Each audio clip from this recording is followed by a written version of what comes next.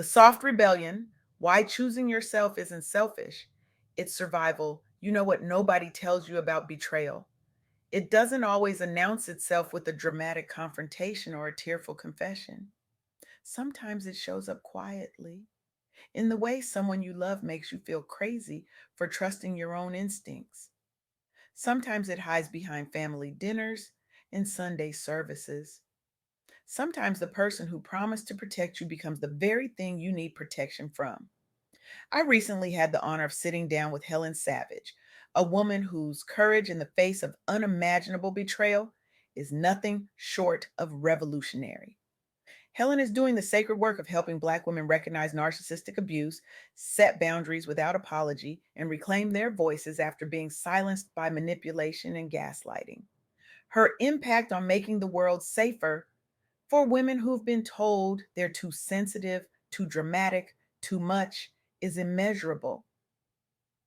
And today I want to share the insights from our conversation because if even one woman listening recognizes herself in this story and decides she deserves better, then we've done something powerful here. Let's talk about something uncomfortable. Let's talk about what happens when the person sleeping next to you at night is also the person stealing your peace during the day. Let's talk about covert narcissism, the kind of abuse that doesn't leave bruises you can photograph, but leaves scars you'll carry in your nervous system for years. Here's what Helen helped me understand and what I need you to hear. Narcissistic abuse doesn't always look like screaming matches or broken dishes. Sometimes it looks like a partner who turns every conversation about their behavior into a referendum on your character. Sometimes it looks like someone who violates your boundaries repeatedly and then makes you feel guilty for having boundaries in the first place. Sometimes it looks like a man who betrays you and then asks why you're not doing more to fix the relationship. And here's the part that'll make your blood pressure rise. Sometimes it looks like a spouse who gets caught crossing lines with other women, including family members, and when you confront him, he somehow makes you the villain in the story. He'll ask why you're not supporting him through his struggle. He'll suggest that maybe if you were more understanding, more forgiving, more accommodating, it, he wouldn't have these problems. Let me say that again for the people in the back. He violates the relationship. You discover it. And somehow by the end of the conversation, you're apologizing for not being enough. That's the magic trick of covert narcissism. It makes you doubt your reality. It makes you question whether you're overreacting, whether you're too sensitive, whether maybe you're the problem after all. And for Black women, especially those of us who've been taught to hold families together at all costs, to forgive endlessly, to be the backbone, the glue, the fixer, this kind of abuse is particularly insidious because we've been conditioned to believe that if we just love harder, pray more, try better, we can save the relationship. But here's what Helen wants you to know: you cannot fix someone who refuses to see themselves clearly. You cannot heal someone who keeps reopening your wounds. Let me tell you about Michelle. Her story, shared by the Mend Project, illustrates this perfectly. She spent years married to a covert narcissist, and for the longest time, she couldn't even name what was happening to her. Her spouse would gaslight her, manipulate her, shift blame onto her shoulders like she was responsible for his choices. And here's the part that'll make you want to throw something. Whenever Michelle confronted him about his behavior, he'd accuse her of being abusive. He'd flip the script so smoothly that she'd end up apologizing for bringing up his violations. Let that sink in for a second. She'd catch him crossing a line, and somehow, by the end of the conversation, she was the one saying sorry. Michelle started documenting her experiences. She wrote things down because her spouse's gaslighting had gotten so effective that she'd started doubting her own memory. She'd write down what he said, what he did, what he promised, because the next week he'd deny ever saying it.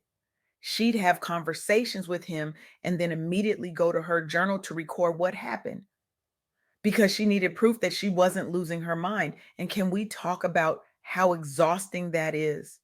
Can we talk about what it does to a woman's spirit when she has to become a detective in her own home? When she has to gather evidence just to trust her own reality? Michelle sought therapy. She built a support network of people who believed her, who validated her reality, who reminded her that she wasn't crazy. And eventually, after years of trying to make it work, she set firm boundaries and left. And you know what happened? Michelle regained her sense of self. She rebuilt her confidence. She found healing through self compassion and community support. Her story has since empowered other Black women to recognize covert narcissism and seek help, fostering broader conversations about emotional safety in relationships. But let's be real for a second. Leaving isn't the hard part. I mean, it is, but it's not the hardest part. The hardest part is what comes after. The hardest part is sitting with the shame, the guilt, the fear that maybe you should have tried harder. The hardest part is the intrusive thoughts, the anxiety, the sense of powerlessness that lingers long after the relationship ends. Research from Cityscape Counseling shows that survivors of narcissistic abuse often struggle with guilt and shame after discovering infidelity and abuse. They blame themselves for not seeing the signs sooner. They feel ashamed for staying as long as they did. And when the abuser is manipulative enough to make them feel responsible for not fixing the relationship, that shame deepens. Here's what I need you to understand. If you're in this situation, or if you've been in this situation, the shame you feel is not yours to carry. It was placed on you by someone who refused to own their behavior. And the first step toward healing is recognizing that you are not responsible for someone else's choices. Therapy, journaling, and community support are not just helpful, they're essential. Women in these situations learn to set boundaries, validate their own experiences, and practice self care. And those milestones, the ones that might seem small to someone who's never been through this, sleeping peacefully, re engaging with hobbies, forming healthy relationships, those are monumental victories. Because when you've spent years walking on eggshells, when you've spent years being told that your feelings don't matter, when you've spent years being made to feel like you're the problem, reclaiming your peace is an act of revolution. Now, let's talk about betrayal trauma because it's not just about the emotional abuse, it's about the infidelity, the lies, the repeated violations of trust. And when that betrayal involves family members, when it involves people you thought were safe, the wound goes even deeper. According to research on infidelity induced trauma, betrayed spouses face intrusive thoughts, anxiety, and a sense of powerlessness, especially when the betrayal involves family members and repeated violations. The psychological impact can mirror post traumatic stress. You're not just grieving the loss of the relationship, you're grieving the loss of your sense of safety, your ability to trust your own judgment, your belief that the people who say they love you actually have your best interests at heart. And here's the part that makes me want to flip a table. Many survivors feel judged and isolated. They're told to forgive and move on. They're told that holding on to anger is unhealthy. They're told that they need to let it go for their own peace. And while forgiveness can be part of healing, it's not the starting point. The starting point is acknowledging the harm, validating your pain, and giving yourself permission to feel every bit of the rage, the grief, the betrayal. Healing begins with self compassion and support from trusted individuals. It begins with reframing triggers, prioritizing nervous system healing, and taking back control by setting boundaries and redefining your identity. Women gradually weaken the power of triggers, process emotions, and begin to define their lives beyond the betrayal. And let me tell you, that process is not linear. Some days you'll feel strong, like you've got this, like you're finally moving forward.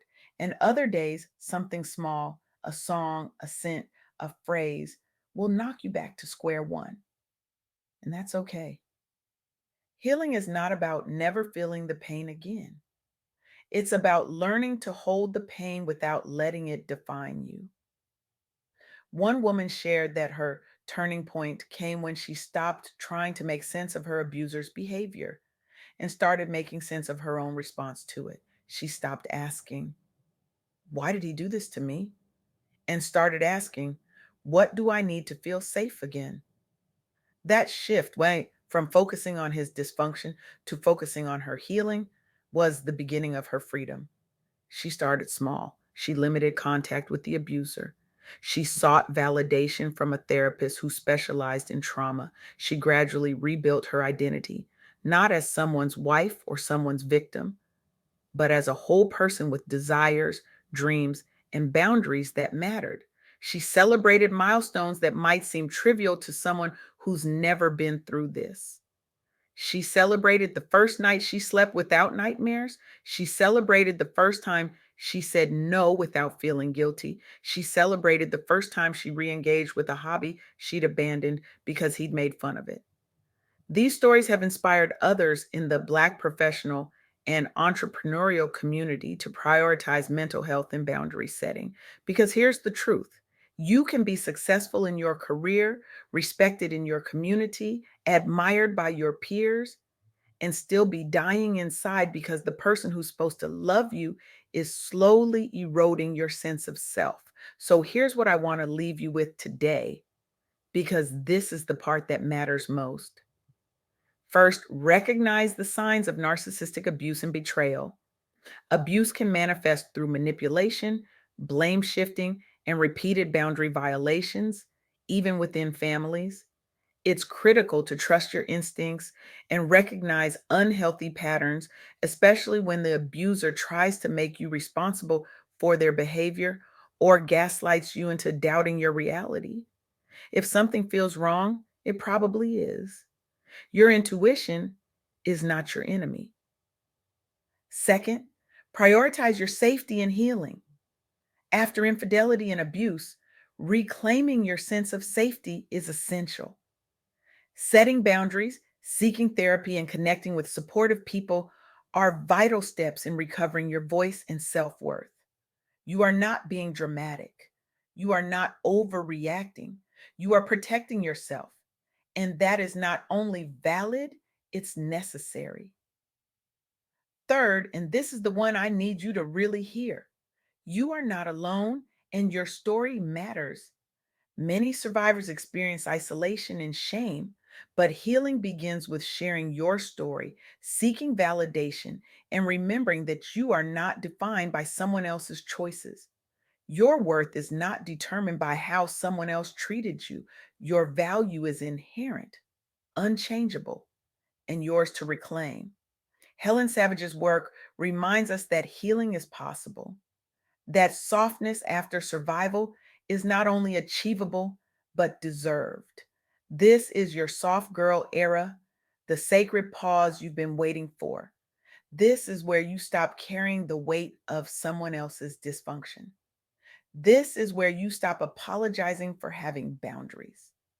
This is where you choose yourself, not out of burnout, but out of reverence. So if you're listening to this and you recognize yourself in Michelle's story or in the experiences shared by survivors who've walked this path, or in the trauma described by those who faced infidelity and betrayal, I want you to do something for me. I want you to reach out to a therapist. I want you to document your experiences. I want you to connect with supportive friends or groups. I want you to reclaim your story because your healing is valid and possible. But more than that, I want you to make a decision right now. I want you to decide that you will no longer shrink yourself to make someone else comfortable. I want you to decide that your peace is non negotiable. I want you to decide that the next chapter of your life will be written by you, not by someone who couldn't see your value. Because here's the truth: you are not too much, you are not too sensitive, you're not the problem. You are a woman who deserves to be loved without conditions, respected without question, and valued without exception. And if the people in your life can't offer you that, then it's time to build a new life with people who can. Your soft girl era is waiting, and it's softer, safer, and more beautiful than anything you've survived.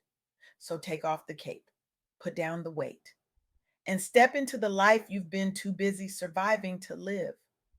The world needs you whole, not broken. The world needs you rested, not exhausted.